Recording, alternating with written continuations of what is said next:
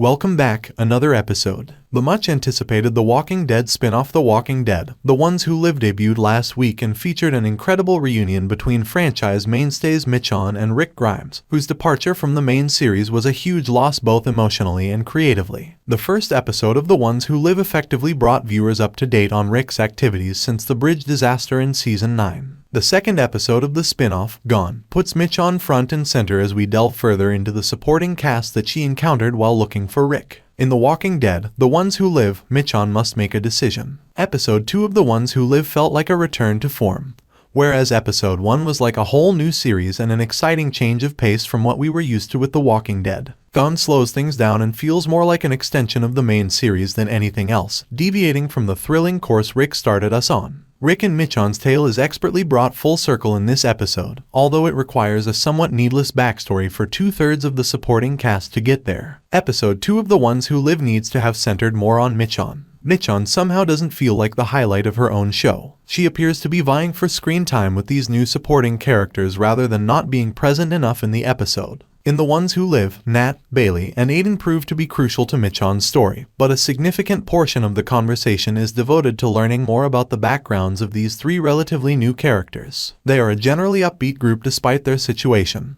and they manage to reveal a cheerful side of Michonne that we don't frequently get to witness. Michonne accepts their offer and goes it alone for a little while. At least she has a horse and some armor to keep her company now. Her effort at this, along with her radio call to Judith and RJ back home in Virginia, ends in failure. With the horde of the Wailing, Michonne did bite off more than she could chew, but happily for her, Nat, Aiden, Bailey, and a few others decide to join Michonne and depart from their callous community. As Aiden passes away, she begs Michonne to return home to her children in Virginia rather than risk her life looking for Rick. Once Bailey transforms and is killed by Michonne, a horrified Nat remarks that he doesn't think finding Rick is worth it either. It's easy to forget that Michonne hasn't seen Rick in 6 years, which makes her voyage appear more ridiculous to outsiders. Eventually, she arrives at Bridger's terminal, the purported safe haven Rick may have been at. Instead of finding him, Michonne and Nat stumble onto a deserted bay populated by heaps of burned and fused walkers. Despite this, Michonne clings to hope as Nat encourages her to believe a little bit longer, according to the Japanese message displayed on the iPhone bearing Rick's name. The menacing humming of an overhead helicopter raises red flags in Michonne and Nat's minds as they travel to Alexandria. Even for those who are not familiar with The Walking Dead, World Beyond, The Ones Who Live has done a fantastic job thus far of tying up loose ends and bringing everything full circle. Rick is forced to make a crash landing as Michonne and Nat successfully shoot down the chopper, killing Okafor. As she mercilessly chops through the CRM soldiers and commands them to look her in the eye as she rips their throats, she reverts to her badass ways. From what we now know, the meeting between Rick and Michonne takes on entirely new significance. Rick inquires as to the children's survival as the pair naturally breaks down in tears and gives each other a passionate kiss. Then, terror and reality meet the brave former sheriff's gaze. Rick shakily warns Michonne that if they don't act like they know each other and if she doesn't demonstrate that she can lead by example, they will probably fire her and probably him right away. Speaking of offing, the episode's biggest fear occurs when Nat is shot in the back by a CRM soldier who is only a few steps away from Michonne